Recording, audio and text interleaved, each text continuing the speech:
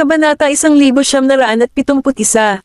Gayunpaman, pinananatili ni Colton ang kanyang kumpanya tulad ng isang normal na kasintahan. Nag-aalala siya na baka sipon siya kaya hinigan niya ito ng mahigpit sa kama. Nag-aalala siya na hindi siya komportable sa kanyang pagbubuntis, kaya hindi siya naglakas loob na ipikit ang kanyang mga mata. Hindi siya sanay na mag-alaga ng ibang tao, pero natutunan niya kung paano alagaan ito. Pagkaraan ng mahabang sandali, dumilat si Freya at tumingin sa kanya sa pamamagitan ng haligi ng liwanag. Dapat gawin mo ang sarili mong gamit. Magiging maayos din ako. Ipinatong ni Colton ang kanyang kamay sa kanyang mga mata at sinabing, hindi ka dapat magsalita. Ipikit mo ang iyong mga mata at magpahinga. Colton, pagod na siya. Mamigat ang talukap ng mata niya, ngunit sinubukan niyang buksan iyon. Marahan niyang tinawag siya at sinabing, hindi ko kailanman naisip na magpalaglag. Ibinaba ni Colton ang ulo para tingnan siya. Kahit napagod na siya ay pinilit pa rin niyang magpaliwanag sa kanya bago siya makatulog. Hindi niya alam kung matatawa ba siya o hindi. Bahagya siyang tumagilid at nilero-laro ng daliri ang buhok nito habang nakatitig sa mukha nito. May pumasok sa kanyang ulo, at ang sulok ng kanyang mga labi ay pumulupot pataas. Sa oras na magising si Freya, gabi na. Bumangon siya at napahawak sa noo niya. Hindi niya alam kung bakit, ngunit madali siyang napagod kamakailan. Dahil babuntis siya, bigla niyang naalala si Didi. Dali-dali niyang kinuha ang kanyang buhok gamit ang isang hairband at nagmamadaling pumunta sa banyo. Gusto niyang maghugas ng mukha para ma-refresh ang sarili, ngunit nang makita niya ang dudol sa kanyang mukha, natigilan siya saglit, at pagkatapos ay sumigaw siya ng, Colton. Bumalik na si Colton sa kumpanya, at bumahing siya. Si Leonardo ay nasa kalagitnaan ng pag-uulat ng kanyang trabaho. Nagambala siya sa kanyang pagbahing, at itinaas niya ang kanyang ulo. Kailangan mo bang taasan ko ang temperatura? Ikinaway ni Colton ang kanyang kamay. Hindi na kailangan. Ibinaba niya ang dokumento at minasahe ang ilong. Huwag mong sasabihin kahit kanino ang tungkol sa pagbubuntis ni Freya. Napakaraming tao sa kumpanya, at ayaw kong mawalan ng kontrol ang mga bagay-bagay. Tumango si Leonardo. Naiintindihan. Kinuha niya ang dokumento at lumabas ng opisina. Nakasandal sa upuan, may naisip si Colton at tumawa. Hindi niya alam kung nagising na ba ito o hindi, pero kung nagising na siya, sigurado siyang papagalitan siya nito kapag nakita niya ang bagay na iniwan nito sa mukha niya. Samantala, sa Taylor 10, Knowles was using his laptop on the couch. Parang may sinusuri siya, at kumatok si Edison sa pinto. Sir, pagkatapos ni Mrs. Dumating si Pruitt sa Baseburg, hinanap niya si Miss Pruitt at Tenet, at inangat niya ang kanyang ulo at nagtanong, at ano? Dinala niya si Didi sa Baseburg, sabi ni Edison. Si Didi ay anak ni Ken, ngunit siya ay pinalaki ni Freya mula nang siya ay ipinanganak. Kung dinala siya ni Sandy sa Baseburg, isa lang ang gusto niyang gawin pagbantaan si Freya kasama si Didi. Isinara ni Knowles ang laptop at itinaas ang ulo.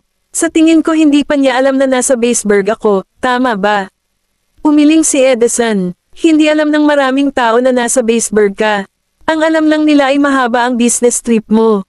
At saka, hindi mo pa na-expose ang iyong sarili sa Baseburg, kaya hindi niya malalaman na nandito ka. Nilagay ni Knowles ang laptop sa mesa at tumayo. Magpadala ka ng magbabantay sa kanya. Gayon din, hilingin sa mga tao sa Yar Amor upang malaman kung sino si Mrs.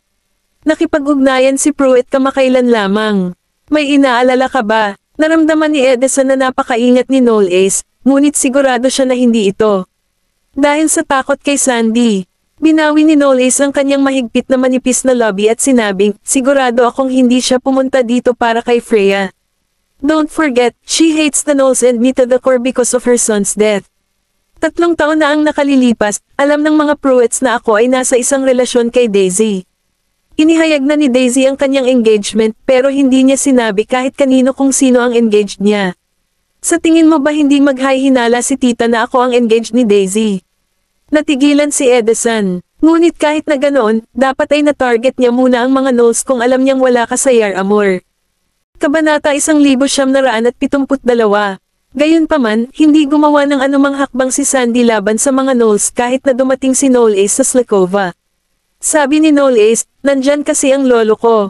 Hindi siya mangangahas na gumawa ng anuman sa mga Knowles. At saka, ito ay eksakto dahil wala ako sa Yar Amor na mas madali akong ilabas kaysa sa pag-ahon laban sa Knowles. Naramdaman ni Edison na tama siya. Kung may mangyari kay Knowles noong nasa ibang bansa siya, iyon ang gustong makita ni na Sandy at Donald. Sa anumang kaso, anuman ang ginagawa ni Sandy, palaging hindi mali ang manatiling alerto. Lumalalim na ang gabi, at lumiwanag ang lungsod. Bumalik si Colton sa mansyon ng Goldman. Pagkababa niya ng sasakyan ay nagmamadali siyang pumunta sa mansyon. Nang marinig niya sa butler na nasa study room si Maisie, umakyat siya sa itaas.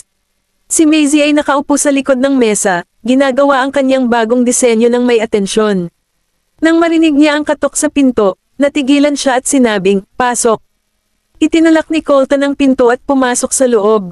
"Nanay," napapikit si Maisie. "Anong ginagawa mo dito? Hindi ba dapat kasama mo si Freya ngayon?" Huminto ito sa harap niya at umupo sa upuan. "May sasabihin ako sa'yo." Ibinaba ni Maisie ang kanyang panulat at inilagay ang kanyang kamay sa kanyang noo. "Ano ito?" Dumating na ang nanay ni Freya sa Baseburg, ngunit wala siyang magandang gagawin. "Gusto kong magpadala ng bodyguard at 2 maid sa Sivio Villa. Kung tutusin, mas komportable ako sa kanila dahil nagtatrabaho sila sa amin." Inayos ni Maisie ang kanyang katawan at tumawa. "Sure, sige. Ipapaalam ko sa iyong ama ang tungkol dito." Saglit na nag-alinlangan si Colton bago nagpatuloy. "Freya, siya." Ikinaway ni Maisie ang kanyang kamay. "Sabihin mo lang kung ano ang gusto mong sabihin. Hindi ka naman ganito kakulit noong bata ka." Tila kay Maisie na ang kanyang mga anak na lalaki ay naging mas matanda, mas gusto nilang makipag-usap sa kanya. "Buntis siya. Nakikita ko." She is Maisie biglang na-realize kung ano ang sinasabi niya, and she jerked up.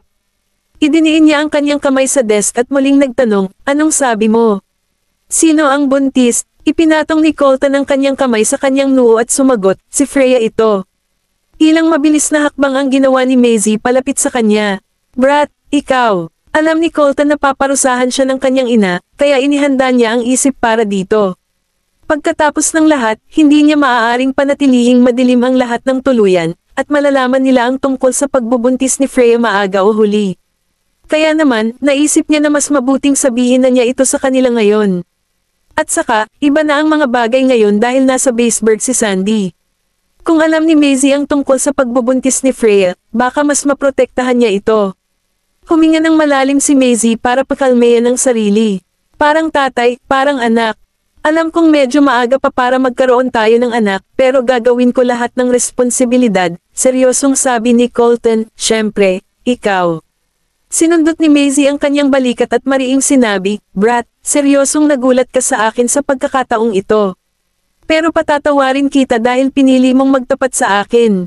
9:00 na ng gabi nang bumalik si Colton sa Sivio Villa. Itinulak niya ang kanyang pinto, iniisip kung paano niya ipapaliwanag ang mga bagay na iniwan niya sa mukha ni Freya. Gayunpaman, nakita niyang nakatayo si Freya sa harap ng bintana. Siya ay nag-iisa, at tila sa kanya ay may bumabagabag sa kanya. Bahagya itong kumunat ang noo at naglakad palapit sa kanya. "Kumain ka na ba ng hapunan?" Lumingon si Freya para tingnan siya. Ang kanyang ulo ay okupado sa ibang bagay, kaya't nakalimutan na niya ang lahat ng ginawa nito. Oo, napahigpit ang kanyang panga, at pagkatapos ay sinabi niya, "Colton, maaari mo ba akong bigyan ng pabor?" "Ano ito?" tanong niya. "Pwede mo ba akong tulungan na dalhin si Didi sa akin?" tanong niya. Kumunat ang noo ni Colton.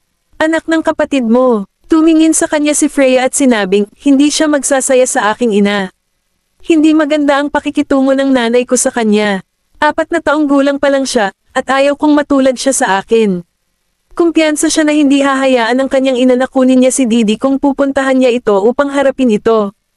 Kabanata 1973. Ibinaba ni Colton ang ulo para tingnan siya. Nakikita niya kung gaano siya nag-aalala sa batang iyon. Pagkaraan ng ilang sandali, sinabi niya, "Okay, tutulungan kita." Alam na alam niya na kahit anak ni Ken si Didi, pinalaki ito ni Freya. At saka, hindi naging problema sa kanya ang pagpapalaki ng isa pang anak. Nagulat si Freya. "Ayos ka lang ba?" Hinubad ni Colton ang kanyang jacket at inilagay sa hanger. "Sisigat ako ng oo sa lahat basta't tanungin mo." Natigilan si Freya. Lumapit sa kanya si Colton at inilagay ang kamay sa tiyan niya. "Ngunit kailangan mong ipangako sa akin na hindi ka pupunta upang makita ang iyong ina." Kinabukasan, bumaba si Freya pagkagising ng 10 a.m. Nang makita niyang may 4 pang kasambahay sa sala, bahagya siyang natigilan. Napansin din siya ng mga kasambahay, at lahat sila ay bumati sa kanya, gising ka na pala miss. Pruitt, sino kayo guys? Pinapante kami ni ma'am para alagaan ka. Kung mayroon kang anumang kailangan mo, ipaalam lamang sa amin. Oye, habang natutulog ka, naghanda kami ng masustansyang pagkain para sa iyo bilang iyong almusal. Buntis ka ngayon, kaya kailangan mo ng masustansyang pagkain para lumakas ang katawan mo. Natigilan si Freya. Alam niya kung sino, ma'am, ang tinutukoy ng kasambahay. Siya ang ina ni Colton, si Maisie. Alam ni Miss Goldman na buntis ako. Sinabi ba ni Colton sa kanya ang tungkol dito? Samantala, sa Tenet, nang lumabas si Daisy sa elevator at naglakad sa corridor, may narinig siyang talakayan. Seryoso, may anak na babae si Freya. Narinig ko sa mama niya. Sinabi ng kanyang ina na si Freya ay may isang 4 na taong gulang na anak na babae at iniwan niya ang kanyang anak na babae upang maging isa sa mga Goldman. Oh gosh, if this is real, then Freya will be in big trouble. Hindi ko inaasahan na magiging ganoon siya. Nang may magsasalita pa sana, nakita nila si Daisy na nakatayo sa may pintuan. Nagbago ang kanilang mga ekspresyon. Daisy, si Freya ang katulong ni Daisy. Hindi lang iyon, magkakaibigan din silang dalawa. Kaya naman, si Daisy ang huling taong gusto nilang makasalubong nang pinag-uusapan nila si Freya sa likuran niya na walang ekspresyon ang tingin ni Daisy sa kanila at nagtanong, saan ninyo narinig ang mga bagay na ito? Sinabi nila sa kanya na natutunan nila ito sa Facebook. Si Sandy ang tumambad sa kanila. Hindi alintana kung ito ay katotohanan o hindi, ang mga bagay ay hindi magtatapos ng maayos kapag sila ay kumalat sa internet. Ipinapalagay ni Daisy na alam na ng lahat sa Baseburg ang tungkol dito. Inilabas ni Daisy ang phone niya. May post tungkol sa pag-abandona ni Freya sa kanyang anak sa Facebook. Isinuot niya ang kanyang telepono at umalis na may madilim na ekspresyon sa kanyang mukha. Nakita nilang lahat ang ekspresyon ni Daisy ngayon lang, at akala nilang lahat ay haharapin niya si Freya. Kung tutuusin, may posibilidad na hindi sinabi ni Freya sa kanila ang tungkol sa kanyang anak para maging isa siya sa mga Goldman. Ang post ay mabilis na kumakalat sa internet, at si Freya, na ipinahayag na kasintahan ni Colton, ay dinala sa spotlight. Inakusahan siya ng kanyang ina na tinalikuran ang kanyang anak na babae upang maging manugang ng mga Goldman. Karamihan sa mga netizens ay pinapagalitan si Freya, at ang kanilang mga salita ay mas mabisyo kapag pinapuna nila si Daisy noon. Paano niya malilinlang ang mga Goldman? Itong babaeng ito ay isang kalapiteng mababa ang lipad. Ang mga taong tulad niya na iniwan ang kanilang mga anak para sa isang mas magandang buhay ay dapat na mamatay. Bakit hindi na lang siya mamatay? Sa Black Gold, walang ekspresyong inihagis ni Colton ang magazine sa mesa. Sinulyapan ni Leonardo ang takip, at tulad ng inaasahan niya, ito ay tungkol kay Freya. Hindi niya alam ang tungkol sa mga bagay sa pagitan ni Colton at Freya. Nalaman lang niya ang tungkol dito noong isinapubliko ni Colton ang kanilang relasyon. Bago iyon, nasa ilalim siya ng impresyon na gugulin ni Colton ang natitirang bahagi ng kanyang buhay sa kanyang trabaho. Kabanata 1974. Leonardo, itinaas ni Colton ang kanyang mga talukap. Makipag-ugnayan sa mga kumpanya ng paglalathala na naglathala ng mga magasing ito at sabihin sa kanila na ihanda ang pera. Pera, natigilan sandali si Leonardo bago naunawaan ang gagawin ni Colton. Kakasuhan mo sila. Isinuot muli ni Colton ang takip ng panulat at sinabing, isasakdal namin sila para sa paninirang puri, disinformation, at pagpapakalat ng mga kathang-isip na katotohanan para pababain ang reputasyon ng iba. Gustuhin man nilang bayaran o hindi ang pagkawala natin o isara, hahayaan ko silang pumili. Tumango si Leonardo, naiintindihan. Pagkalabas ni Leonardo sa opisina ay nakita niya si Daisy na nagmamadaling bumaba ng koridor. Gayunpaman, bago pa man siya makapagsalita, itinulak ni Daisy ang pinto ng opisina. Colton. Itinaas ni Colton ang kanyang ulo upang makita si Daisy na idiniin ang kanyang mga kamay sa desk. Meron si Mrs. Pruitt pumunta sa Baseburg. Kumunat ang noo niya. Oo, huminga ng malalim si Daisy at nagpatuloy. Ngayon nagpapakalat siya ng fake news para on si Freya. Kung nakita ni Freya ang mga sinabi niya, gagawin niya. Medyo espesyal ang sitwasyon niya ngayon, at wala siyang mood swings. Kung apektado siya dito, alam kong buntis siya. Natigilan siya saglit at saka nakahinga ng maluwag. Nag-aalala siya na may masamang epekto ito sa sanggol sa sinapupunan ni Freya kapag nalaman ni Freya ang ginawa ng kanyang ina. Gayunpaman, nang dumating siya upang hanapin si Colton ng araw na iyon, tila hindi niya alam ang tungkol sa pagbubuntis ni Freya, at ngayon lang niya ito sinabi sa kanya. Sabi ni Colton, Daisy, alam kong nag-aalala ka sa kanya, pero magtiwala ka. Tutulungan ko siyang ayusin ang lahat. Napayuko si Daisy at may iniisip. Kung ganoon, paano mo ipapaliwanag Didi kay mama at papa? Nag-aalala ako na baka hindi nila maintindihan si Freya kapag nakita nila ang balita. Ngumisi siya. Hindi mo kailangang alalahanin iyon. Ang aming ina ay higit na matalino kaysa sa iyong iniisip. Sa tingin mo ba naniniwala siya sa balita sa internet o sa amin? I'm sure hindi mo naman kailangan na sabihin ko sa iyo yun, di ba? Nakahinga ng maluwag si Daisy. Nang malapit na siyang umalis, sinabi ni Colton, Daisy. Inikat niya ang ulo niya. Oo, kailangan din ninyong mag-ingat ni Noel Ace. Natigilan si Daisy, at ilang saglit lang bago siya natauhan. Anong ibig mong sabihin? Tumanggi si Noel Ace na ihayag ang kanyang sarili sa Baseburg dahil nagtatago siya kay Donald. Dahil buhay pa si Donald, walang alinlangang maghihiganti siya kay Noel Ace. Nasa delikadong lugar ka dahil kasama mo siya. Dapat mong ihinto ang pag-ikot ng mag-isa, at huwag hayaang malaman ng sino man ang tungkol sa relasyon ninyo ni Noel Ace. Natahimik si Daisy. Paglabas niya ng gusali, huminto siya sa harap ng kanyang sasakyan at inisip ang mga sinabi ni Colton. Nauna nang sinabi ni Noel Ace na hindi muna sila pwedeng magpakasal pansamantala dahil may problema pa rin na hindi pa niya neresolba. Ngayong naisip niya ito, tila sa kanya ang problema na sinasabi niya ay si Donald. Pero bakit walang sinabi sa akin si Noel Ace tungkol dito?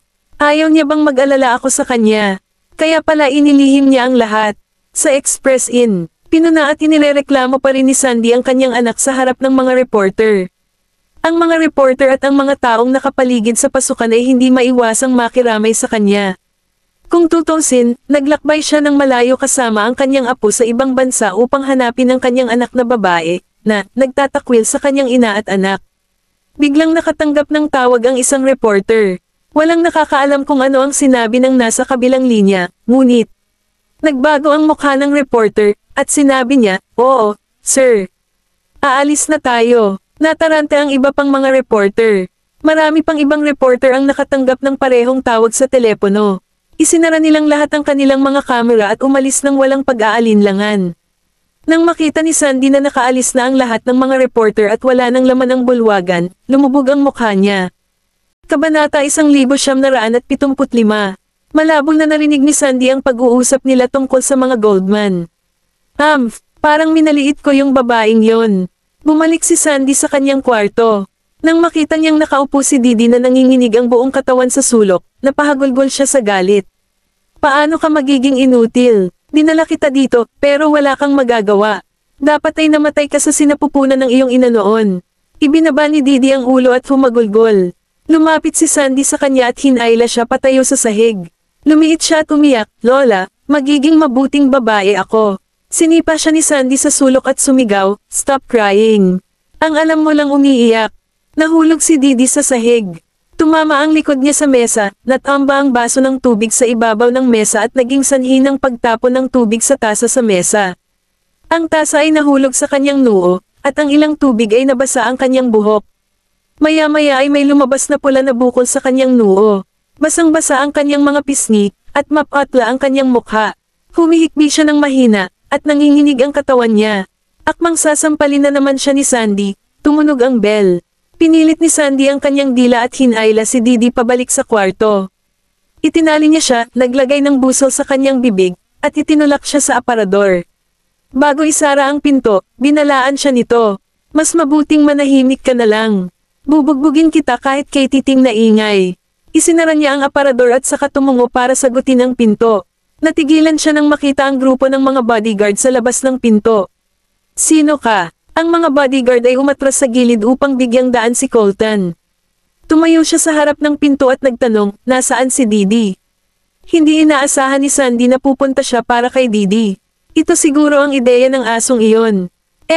Walang paraan na hahayaan kung kunin nila si Didi. Seryoso ka ba, Mr. Goldman? Si Didi ay apo ko. Hindi ba dapat ikaw ang nag-aalaga sa anak ko? Bakit ba masyado kang nag-aalala sa isang babae na hindi mo kamag-anak? Hindi ako nandito para kausapin ka, walang ekspresyong sabi ni Colton. Uulitin ko ulit ang tanong ko. Nasaan si Didi? Napangiti si Sandy. Nasa ligtas na lugar siya. Hindi mo kailangang mag-alala sa kanya. Walang sinabi si Colton. Nakatagilid ang ulo niya at tumungo sa grupo ng mga bodyguard. Ang mga bodyguard na nakatayo sa tabi niya ay pumasok sa silid, na ikinagulat ni Sandy. Sinubukan niyang pigilan ang mga ito na pumasok sa silid habang sinasabi niya, ano sa tingin mo ang ginagawa mo? Kahit na teritoryo mo ang Baseburg, maaari rin kitang idmande dahil sa pagpasok sa iyo. Itinulak siya ng isang bodyguard sa dingding at pumasok sa silid. Wala si Sandy. May magagawa maliban sa pagmasdan silang maingat habang naghahanap sila sa silid. Hinanap ng grupo ng mga bodyguard ang bawat sulok ng silid, ngunit hindi nila makita si Didi. Lumapit ang isa sa kanila kay Colton at may ibinulong sa kanyang tainga. Napabuntong hininga si Sandy nang hindi nila mahanap si Didi. Mr. Goldman, wala si Didi sa tabi ko ngayon, para makatipid kayo ng lakas. At saka, apo ko siya. Sa tingin mo ba sasaktan ko siya? Tiningnan ni Colton si Sandy na may malamig na tingin at sinabing, maaari mo pang saktan ang sarili mong anak, at inaasahan mong magtitiwala kami sa iyo. Niinis si Sandy at sinabing, she disowned me and ayaw mag-alaga. Sa akin, anak ko siya, kaya may karapatan akong magreklamo tungkol sa kanya. Sumubsob ang mukha ni Colton nang sabihin niya, talaga. Lumapit siya kay Sandy at huminto sa harapan niya. Hindi ka ba nag-aalala sa karma sa ginawa mo kay Freya, Mrs.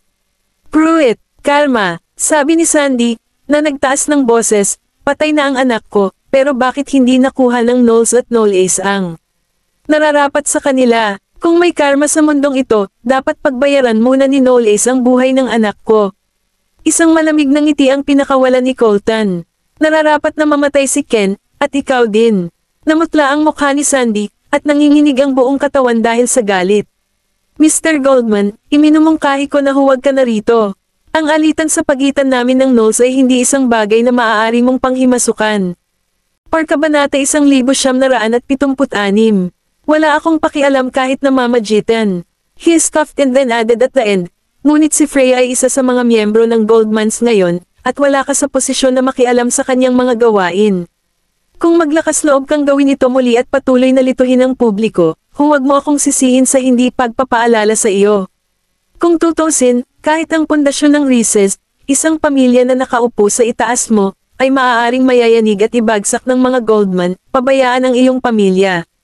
Marahas na nanginginig si Sandy na parang nakuryente, at unti-unting kumupas ang dugo sa kanyang pisngi. Hindi niya ako pinagbabantaan base sa mga walang laman na salita. Dahil sa lakas ng mga Goldman, kaya niyang tuparin ang kanyang mga salita. Ang mga Goldman at ang mga Hathaway ay isa na ngayon, at ang kapangyarihan ng dalawang pamilya ay magbibigay pa nga ng kahirapan sa mga Maharlika. Nang makitang aalis na si Colton kasama ang kanyang mga tauhan, natisod si Sandy at nakahawak lamang sa dingding para sa suporta.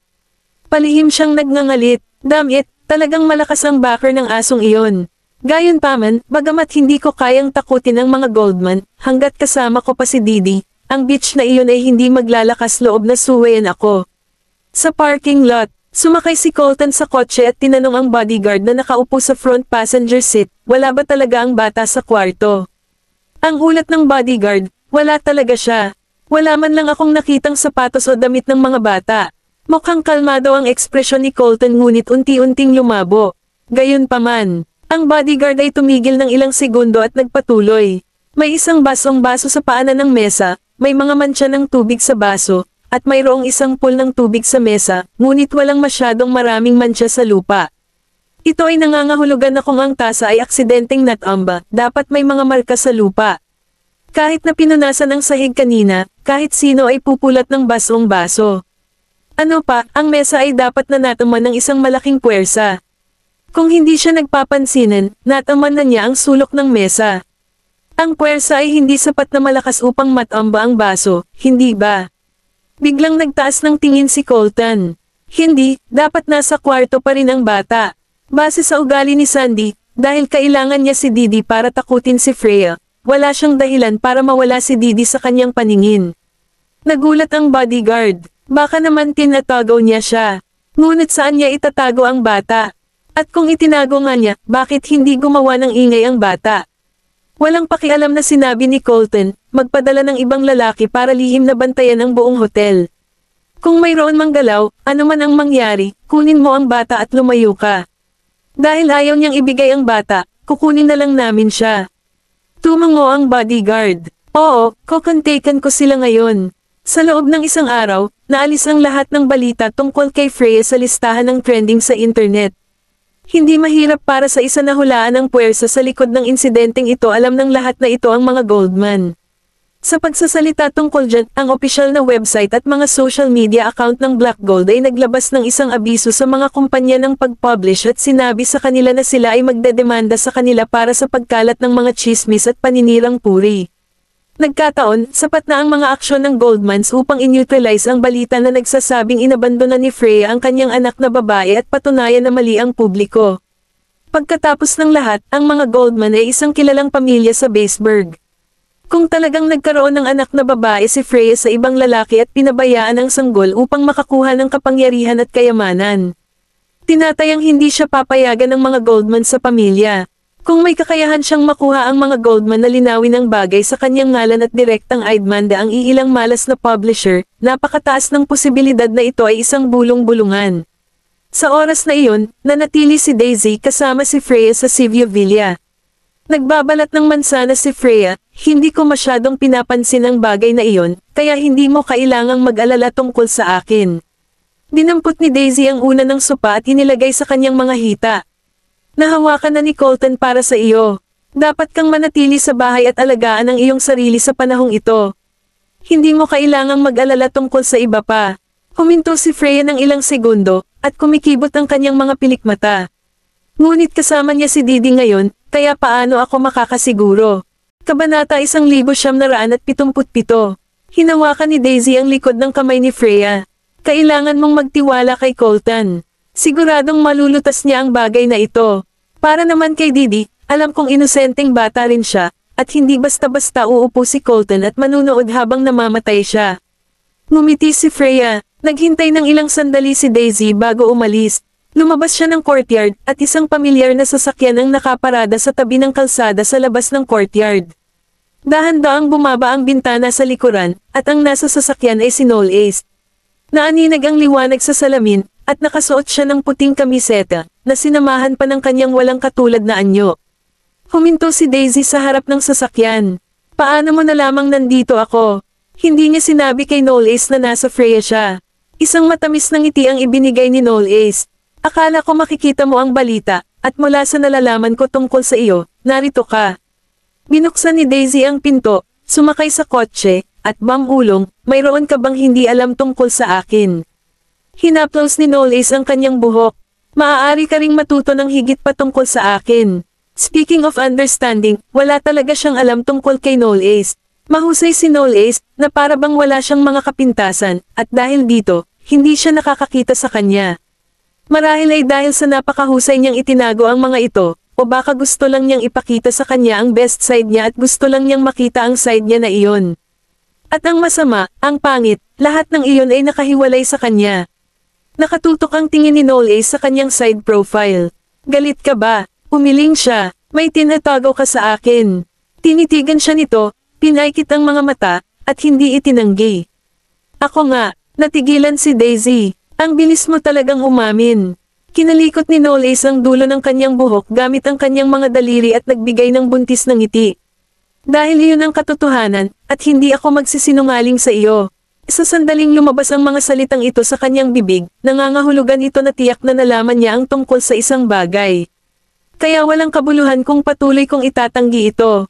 Bumaba ang tingin ni Daisy. Dahil talaga kay Donald, di ba? Tumugon si Noel Ace ng isang ugong, marahan siyang niyakap, at ipinatong ang kanyang baba sa tuktok ng kanyang ulo. Hindi mo kailangang mag-alala tungkol sa akin. Paanong hindi ako mag-aalala? She continued whispering, inilihim mo ang lahat. Ako, natawa siya bigla at ibinaba ang mga mata. Kung kaya mong protektahan ang iyong sarili at simulan mong pigilan ang iyong sarili na masaktan, sasabihin ko sa iyo ang lahat sa hinaharap. Kinagat ni Daisy ang kanyang mga labi, some handle sa kanyang mga bisig, at walang sinabi. Pagkarating sa Tylorton, pumasok si Daisy sa villa. Huminto si Noel Ace sa bakuran at nakatanggap ng tawag mula kay Yar Amor. Sinuri ng kabilang partido ang mga kamakailang talaan ng tawag na ginawa ni Sandy sa Yar Amor at nalaman na ilang mga tawag ang nanggaling sa mga numero sa ibang bansa. Pumasok siya sa entranceway at kinuha ang isang pares ng tsinelas sa bahay mula sa cabinet ng sapatos. Aling rehiyon ang numero ito?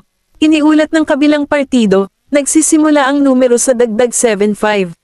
Sinuri namin ang rehiyon, at nagmula ito sa katimugang bahagi ng East Islands. Okay, I see. Tinapos ni Knowles ang tawag, hinubad ang kurbata, binitawan ito, at nahulog ang kurbata sa likod ng sopa. Ang kanyang ekspresyon ay mukhang malabo at komplikado, at masigurado siyang si Sandy ay lihim na nakikipag-ugnayan kay Donald. Ang pagkamatay ni Ken ay nawalan siya ng tanging suporta at lahat ng pag-asa. Galit siya ngunit hindi niya maipaghiganti ang kanyang pinakamamahal na anak ng mag-isa. Ang kanyang kaaway ay isang kaibigan, at ang taong pinakaangkop sa paglalarawan na pinakamahusay sa mundo ay si Donald. Donald ay hindi isang tanga, at Sandy ay hindi ang kanyang drive para sa paghihiganti. Siya ay higit sa isa sa kanyang mga pawns, ngunit siya ay dapat na nagpasya para sa kanya upang ipagsapalaran ang kanyang buhay kapag siya ay nagpasya na magtrabaho kasama ang tigre. Pagkatapos maligo, binalot ni Daisy ng tuwalya ang basang buhok at lumabas ng banyo.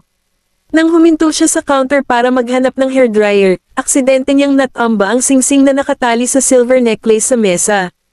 Kabanata 1978. Nahulog ang singsing sa sahig, nag-iwan ng malambot at malutong na tunog. Tumingkayad si Daisy para kunin ang singsing at may nakitang maliit na puwang sa gitna ng ring. Kinuha niya ang singsing sa kanyang kamay at nagtaka. How could the ring? Nang makakita siya ng isang bagay, natigilan siya saglit at pinaghiwalay ang singsing, na nagpakita ng isang aparato na mas maliit sa langgam sa harap ng kanyang mga mata. Sa pag-aaral, nakaupo si Knowles sa likod ng mesa. Naka-interlock ang kanyang mga daliri, at nakasandal ang kanyang mga kamay sa kanyang baba habang iniisip pa rin niya ang bagay sa pagitan ni Donald at Sandy. Lumiwanag ang screen ng kanyang cellphone. Sinulyapan niya ito at nakita ang isang notification na nagpapalam sa kanya na offline ang tracking device. Hindi niya maiwasang mamangha. Hindi niya namamalaya na may nag-react sa kanyang isipan, ngunit naitulak na ni Daisy ang pinto. Knowles. Sumugod siya at hinampis ang singsing na ibinigay nito sa kanya 3 taon na ang nakakaraan sa harap niya. Halatang nadiskubre niya ang sikretong nakatago sa singsing. Mas mabuting magkaroon ka ng paliwanag para dito. Pinunasan ni Knowles ang kanyang mga templo at tumawa. Hindi ko na kayang itago, di ba? Mukhang nadiskubre mo ang aking munting mga pakulo. Tinitigan siya ni Daisy. So, nag-install ka ba ng tracking device sa ring? Hindi katakataka na maaari niyang hulaan kung nasaan ako, kung ito ay 3 taon na ang nakakaraan o ngayon. Alam pa niyang nakalimutan kong ibalik ang singsing pagkatapos kong habarin ito habang kinukunan. Ikala ko talaga siya ay isang Diyos. Nilagyan niya pala ako ng tracking device. Pero bakit? Bakit kailangan niyang mag-install ng tracking device sa akin? Ito ba ay para subaybayan ng aking pang-araw-araw na schedule, o nag-aalala ba siya sa akin? Bumangon si Knowles. Naglakad sa sulok ng desk, at palapit sa kanya. Daisy, halos hindi namamalaya ni Daisy ang paglapit sa kanya, at maging siya ay namangha sa sariling reaksyon. Huminto sa himpapawid ang nakalahad na kamay ni Knowles, at binawi niya iyon nang may napansin siya. Ang atmosfera sa study room ay stagnant at tahimik saglit. Pagkaraan ng mahabang panahon, tumalikod siya at kinuyam ang kanyang mga kamay. I'm sorry about that. Dapat bumalik ka muna at magpahinga. Napatingin si Daisy sa kanya. Hindi niya sinasadyang iwasan siya ngayon. Medyo nataranta lang siya. Pagkatapos ng lahat, si Knowles ay nag-install ng isang tracking device sa singsing nang walang pahintulot niya na hindi niya alam tungkol sa pagkakaroon nito. Ginawa niya ito upang subaybayan ang kanyang kinaroroonan, at natakot siya. Ibinuka niya ang kanyang mga lobby. Knowles, hindi ba? Wala ka bang balak ipaliwanag ang sarili mo? Ang kalahati ng kanyang balangkas ng mukha ay kumikislap sa ilalim ng liwanag at mga anino, at hindi niya maaninag ang kanyang ekspresyon sa sandaling ito. Ayokong magsinungaling sa iyo, ngunit aaminin ko na mayroon akong makasariling pag-iisip. Nanlamig si Daisy sa pwesto. Ibinaling niya ang kanyang ulo sa gilid at sinulyapan siya ng may malungkot na ekspresyon. Daisy, hindi ako kasing perpekto ng iniisip mo. Hindi ako Diyos, kaya paano ako magiging perpekto? Ang lahat ng nakita niya ay ang aking mga panlilinlang at paraan. Noon pa man ay gusto niyang makita ni Daisy ang kanyang kabutihan, kaya gagawin niya ang kanyang makakaya upang maging perpekto kapag nariyan siya. Ang kanyang kahinahunan at konsiderasyon, maselang pag-aalaga, at pagpapalayaw ay maaari lamang niyang makita. Ano man ang nagustuhan niya, gagawin niya ang lahat para masiyahan siya, kasama na ang kanyang karera sa paggawa ng pelikula. Kahit gaano pa siya kawalang gana nang makita siyang kumukuha ng mga romantikong eksena kasama ang ibang mga lalaking aktor, pinili pa rin niyang suportahan siya. Ni hindi niya maisip na angkinan siya sa kanyang sarili, ikulong siya sa kanyang tabi, at hindi pinapayagan ng sinuman na masilip siya. Lahat ng ginawa niya ay dahil ayaw niyang makita niya ang tunay niyang kulay. Higit sa lahat, mas natakot siya sa pagtanggi nito. Kaya naman pakiramdam niya ay parang nagulo ang isip niya nang matuklasan niya ang miniature tracking device sa ring. Pag nalaman niya na hindi ako naging perpekto gaya ko, magsisisi ba siya sa pinili niya? Ngunit kung pagsisihan niya ito, huli na ang lahat para sa akin. Kabanata 1979. Hindi ko na siya kayang bitawan. Isang palad ang biglang humawak sa kanyang kamao, at ang init mula sa kamay ay pumuno sa kanyang tahimik na puso. Bahagyang nagulat si Noel Ace, bumaba ang tingin niya kay Daisy na papalapit sa kanya habang tulala, at ang manipis na labi ay mahigpit na nakaawang. Ibinaba ni Daisy ang kanyang ulo. Noel Ace, wala akong pakialam kung perpekto ka o hindi. Talaga. Ipinulupot ni Noel Ace ang kanyang mga braso sa kanyang baywang, kinuha siya sa kanyang mga bisig, at itinaas ang kanyang baba. Ang kanyang mga labi ay tila papalapit sa kanyang pisngi, at ang nakakapasong hininga ay dumampi sa kanyang maputing balat. Kilala mo ba talaga ako? Hindi ako kasing perpekto ng iniisip mo. Napakakuripot kong tao, lagi kong hinihiling na sana akin ka lang, at lagi kong gustong dusukan ang mga mata ng sinuman sa tuwing pinagpipiestahan kanila. Sinukli niya ang kanyang 5 daliri sa dulo ng kanyang kalahating tuyong buhok, inilagay ang kanyang mga kamay sa likod ng kanyang ulo, at pinunasan ang mga sulok ng kanyang labi gamit ang kanyang mga daliri. Kung magsawa ka sa akin at iiwan mo ako balang araw, hindi ko talaga alam kung ano ang gagawin ko pagdating ng panahon. Nakita ni Daisy ang kanyang malalim na kabaliwan sa pamamagitan ng malalim na edis sa kanyang mga mata, na isang pahiwatig ng pagnanasa na pinigilan at pinigilan. Kung darating ang araw na iyon at masisira ang kandado na pumipigil sa pagnanasa, sisabog ito sa hola at susunugan ang lahat ng nasa daan nito na parang apoy. At kapag nangyari iyon, lalamunan ng apoy ang lahat ng nasa landas nito, at wala nang bakas ng katwiran na natitira. Ibinaba niya ang kanyang tingin at bamulong, sino ang iiwan ka? Hindi ko talaga alam kung ano ang iniisip mo. Lumapit pa si Noel Ace sa kanya ng kalahating pulgada at parang nakamute. Ngunit ano ang dapat kong gawin kung wala akong pakiramdam ng seguridad? Nagulat siya, at bahagyang nanginginig ang kanyang mga pilikmata. Hindi ba dapat ako ang walang pakiramdam ng seguridad? Sa hitsura niyang ito, paano niya inaasahan na magiging secure ako? Hinalikan ni Noel Ace ang gilid ng kanyang mga mata at pisngi, saka itinoon ang mga mata sa labi nito. Pagsisisihan mo ba? Huminto si Daisy ng ilang segundo at iginiit na hinding-hindi niya ito pagsisisihan. Isang matamis na ngiti ang ibinigay ni Noel Ace, binuhat siya, inilagay sa mesa, at niyakap siya nito. Pagsisihan mo man ngayon, huli na ang lahat. Daisy, pananagutan mo ang nararamdaman ko sa buhay na ito. Nabulunan siya at itinukod ang mga kamay sa dibdib na papalapit sa kanya. Sinasabi mo ba na ako ang may pananagutan sa iyong marupok na emosyon sa buhay? Sagot niya, oo, nasa iyo na ang lahat. May ibang gustong sabihin si Daisy, ngunit bigla niyang tinakpan ang mga labi nito. Matapos ang isang mababaw na halik sa loob ng ilang sandali, ito ay naging isang malalim na gusot na halik. Bumungad sa kanilang dalawa ang dimmed na dilaw na ilaw, na nagpainit sa kapaligiran at maganda. Sa wakas ay nagkahiwalay din ang dalawa pagkaraan ng mahabang panahon.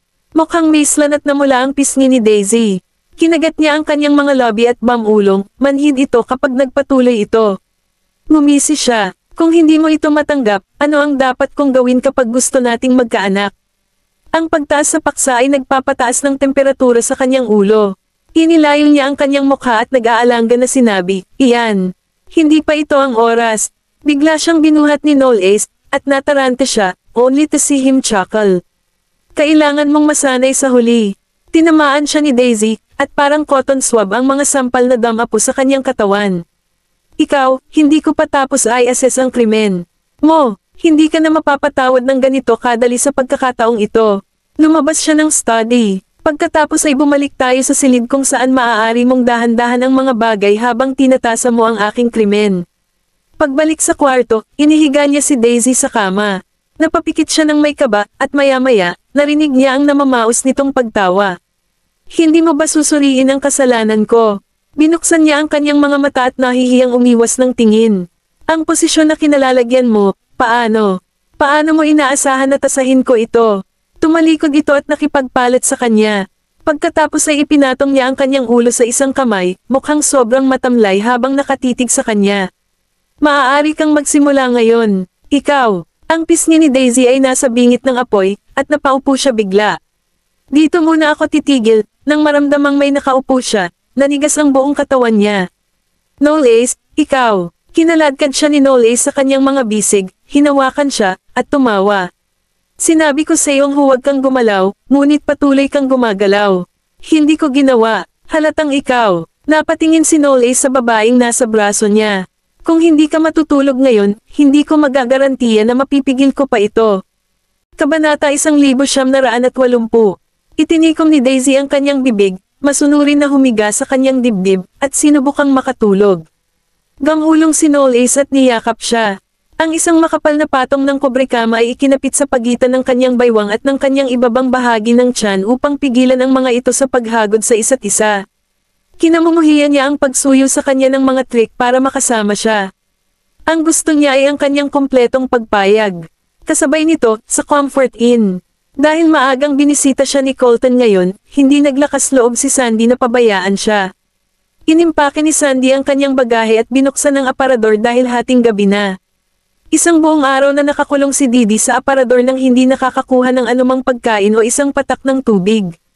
Masyado siyang mahina sa sandaling iyon. Dahil sa malakas na liwanag ay pinilit niyang imulat ng bahagya ang kanyang mga mata, at ang kanyang boses ay parang napakahina. Lola, nagugutom na ako. Hindi ka mamamatay sa kaunting gutom. Kinaladkad siya ni Sandy palabas ng aparador. Halos hindi makatayo si Didi, at unti-unting namamanhid ang brasong hawak ni Sandy. Bilisan mo, kung maglakas loob kang ipagpaliban ang pagtakas ko, papatayin kita. Hindi na naglakas loob na magsalita si Didi. Tiniis niya ang kakulangan sa ginhawa at gutom at sumunod sa kanyang lola. Inilabas siya ni Sandy sa guest room, ngunit pagdating nila sa elevator lobby, 3 bodyguards na nakaitim ang lumabas mula sa anino. Nang makita sila, 180 degrees nagbago ang ekspresyon ng mukha ni Sandy. Kayong mga tao. Isang masakit na sakit ang tumama sa likod ng kanyang leeg habang siya ay sinalakay mula sa likuran, at siya ay halos nawala ng malay. Matapos siyang mahuli ng mga bodyguard, dinala siya pabalik sa guest room, sinipa ang pinto, pumasok kasama ang walang malay na babae at ang kanyang mga bagahe, at saka isinara ang pinto. Sinundo ng isa pang bodyguard si Didi na wala man lang lakas para sumigaw. Humiga siya sa balikat ng bodyguard at pumikit. Kinabukasan, dinala ni Colton si Freya sa ospital. Itinalak ni Freya ang pinto ng ward at nakita si Didi na nakahiga sa hospital bed at may nakasabit na infusion set sa tabi mismo ng kama. May mga kalmaw din sa kanyang noo. Nakaramdam ng kuryente ang puso ni Freya na parang may dumudurog sa puso niya sa palad nila. Nagmamadali siyang pumunta sa gilid ng kama at hinawakan ang kamay ni Didi. Unti-unting iminulat ni Didi ang kanyang mga mata at nakitang si Freya iyon. Pagkatapos, agad na lumiwanag ang mapurol niyang mga mata. Tita, Didi, pasensya na, kasalanan ni Auntie ang lahat. Duguan ang mga mata ni Freya, at marahang hinaplos ng palad ang noo. Masakit ba? Nang sabihin ni Didi na masakit ay hindi na napigilan ni Freya ang kanyang mga luha. Bagaman hindi siya ang kanyang biological na anak, mula pa noong unang araw ay naroon na siya, binabantayan ang kanyang maliit na pamangkin. Tumayo si Colton sa pintuan na may kalmadong ekspresyon, at lumapit sa kanya ang bodyguard. Mr. Goldman, marahang isinara ni Colton ang pinto at naglakad papunta sa koridor kasama ang bodyguard.